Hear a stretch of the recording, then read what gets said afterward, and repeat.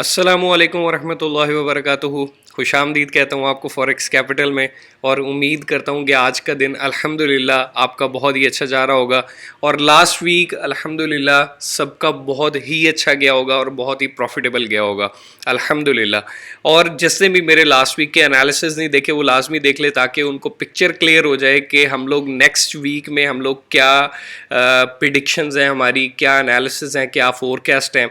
Educational material है, educational material के तौर पर ही इसको इस्तेमाल कीजिएगा, किसी भी किस्म की फाइनेंशियल एडवाइस नहीं है आप लोगों को।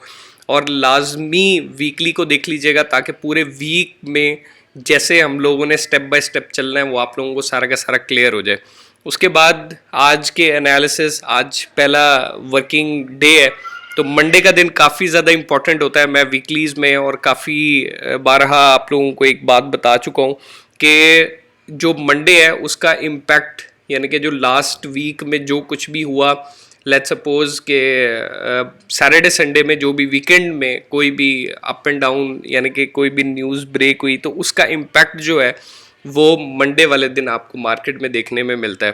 तो core durable goods month on month G7 meetings हैं। Core durable goods month on month low medium impact news हैं, इतना वो ख़ास इम्पैक्ट नहीं होगा, लेकिन pending home sales month on month ये काफ़ी ज़्यादा इम्पैक्ट डाल सकती है अगर ये पॉजिटिव या नेगेटिव आता है डाटा।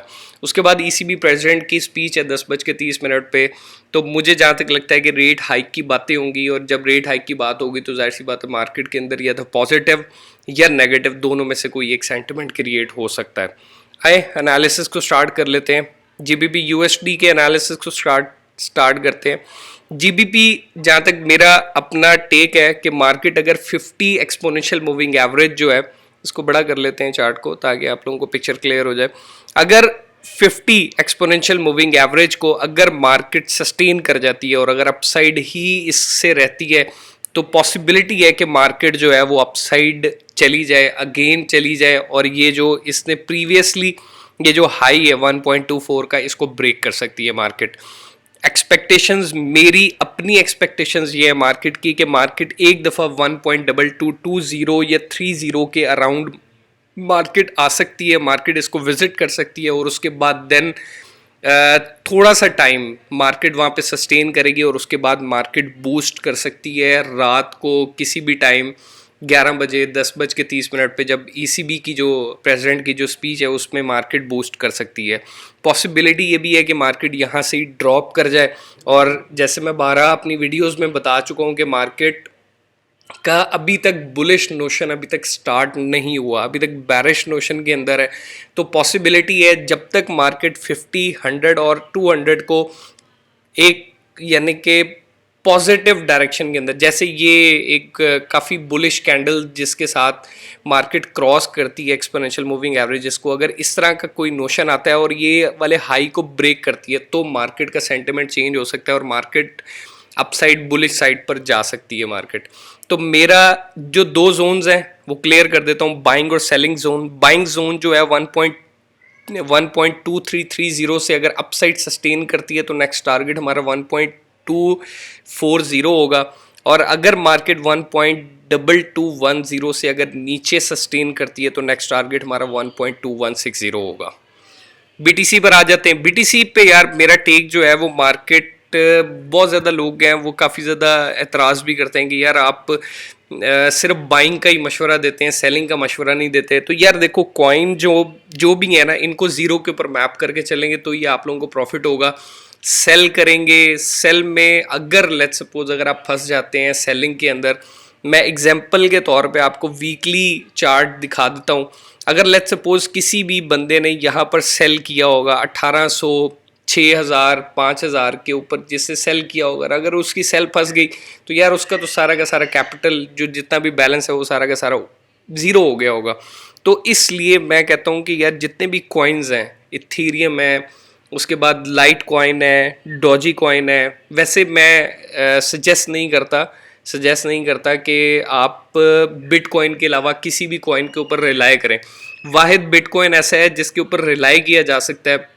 बाकी जितने भी कॉइन्स हैं, एथीरियम जो है वो काफ़ी ज़्यादा पॉजिटिव इम्पैक्ट क्रिएट कर सकता है। अगर आप उसको ख़रीदें तो वो आपको काफ़ी अच्छा प्रॉफिट भी दे सकता है।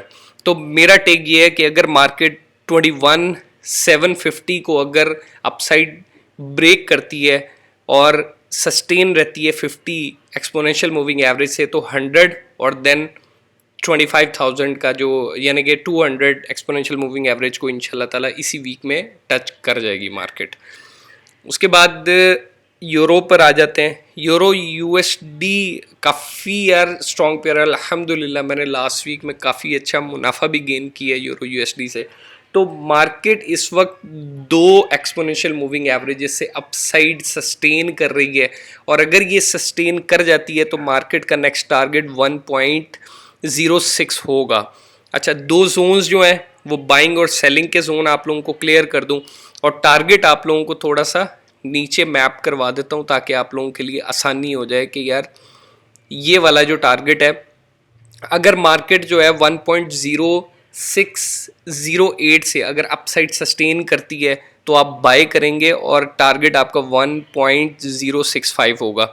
और अगर नीचे की तरफ ड्रॉप साइड अगर सेल साइड पर जाती है मार्केट 1.054 से अगर नीचे की तरफ आती है, सस्टेन करती है मार्केट, क्योंकि 100 एक्सपोनेंशियल मूविंग एवरेज को अगर मार्केट यहाँ से क्रॉस करके सस्टेन करती है तो 50 को क्रॉस लाजमी कर जाएगी और नेक्स्ट टारगेट हमारा 1.04 होगा।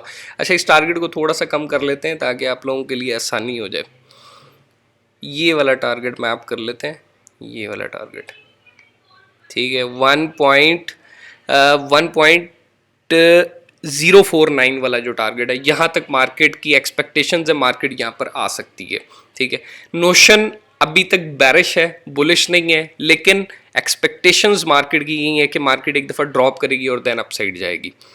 उसके बाद गोल्ड पर आ जाते हैं। गोल्ड पर यार मेरा टेक जो है वो पॉजिटिव है। गोल्ड पर मैंने वीकली में भी अपने क्लियर किया था कि मैं गोल्ड में नेगेटिव साइड रोल प्ले नहीं कर सकता।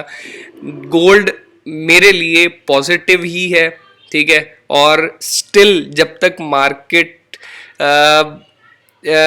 50 एक्सपोनेंशियल मूविंग एवरेज को जब क्रॉस नहीं कर जाती नीचे, तब तक मैं पॉजिटिव हूँ। ठीक है, तो मार्केट अभी भी सस्टेन कर रही है, अपसाइड सस्टेन कर रही है। मार्केट ने गैप दी है, गैप दे के मार्केट ओपन हुई है। ठीक है, और गैप जो है वो मैं आप लोगों को बता देता हूँ कि ये गैप है यहाँ से, यानी कि 1828 से लेके आप ये वाला गैप जो है ना 1828 और 1827, यानी कि 10 पिप का कोई गैप है, तो ये गैप मार्केट क्लियर करेगी, लाजमी क्लियर करेगी, पॉजिटिव। लेकिन मुझे जहाँ तक लगता है कि 1850 तक मार्केट जा सकती है और उसके बाद देन ड्रॉप हो सकती है। तो मार्केट मेरी एक्सपेक्टेशंस के अकॉर्डिंगली अगर मार्केट 50 एक्सपोनेंशियल मूविंग एवरेज से नीचे आती है तो आपका नेक्स्ट टारगेट 1828 होगा, और अगर 100 मूविंग एवरेज से अगर अपसाइड जाती है तो 1850 होगा। अच्छा, उसके बाद आ जाते हैं यूएसडी जेपीवाई की तरफ। यूएसडी जेपीवाई अल्हम्दुलिल्लाह हमारा जो टारगेट है वो जो मैंने वीकली में अपना वीक का मैंने टारगेट बताया है कि 135.50 पर अगर मार्केट आ जाती है तो मार्केट को आप यहाँ से सेल करेंगे 134.27 तक। तो एक्सपेक्टेड है मार्केट जो है वो एक दफ़ा अपसाइड जाए। ये भी हो सकता है कि मार्केट ये वाले हाई को ब्रेक कर जाए और ब्रेक करने के बाद देन वहाँ से ड्रॉप ले ले। उसके बाद डॉलर इंडेक्स पर आ जाते हैं। डॉलर इंडेक्स अल्हम्दुलिल्लाह सुम्मा अल्हम्दुलिल्लाह जो हम लोग एक्सपेक्टेशंस जो डॉलर इंडेक्स से लगा रहे हैं वो अल्हम्दुलिल्लाह उसी के अकॉर्डिंगली मार्केट की मूवमेंट भी चल रही है। अच्छा, मार्केट जो है वो 2 जोन्स में जा सकती है, ठीक है, 2 जोन्स में जा सकती है मार्केट। मेरी अपनी एक्सपेक्टेशन ये है कि मार्केट जो है 103.50 वाला जो जोन है इसको ब्रेक करके अगर नीचे सस्टेन होती है तो नेक्स्ट टारगेट हमारा 101 होगा। ठीक है, और जो दूसरा जोन है वो मार्केट का है 105.00। अगर उससे अपसाइड जाती है तो मार्केट इस वाले हाई को ब्रेक कर सकती है। ठीक है, उम्मीद करता हूँ आज के एनालिसिस आपको बहुत ही अच्छे लगे होंगे। वीडियो को लाइक कर दीजिएगा, कमेंट लाजमी किया करें ताकि मुझे अपने एनालिसिस के बारे में भी पता चल जाए कि यार जो एनालिसिस किए जाते हैं वो किस करवट बैठते हैं और कितने लोग जो हैं वो इन एनालिसिस को देखकर ट्रेड करते हैं और कितने सिर्फ देखकर उससे एक आइडिया लेते हैं अपनी जो उनकी एग्जीक्यूशन होती है उसके अकॉर्डिंगली।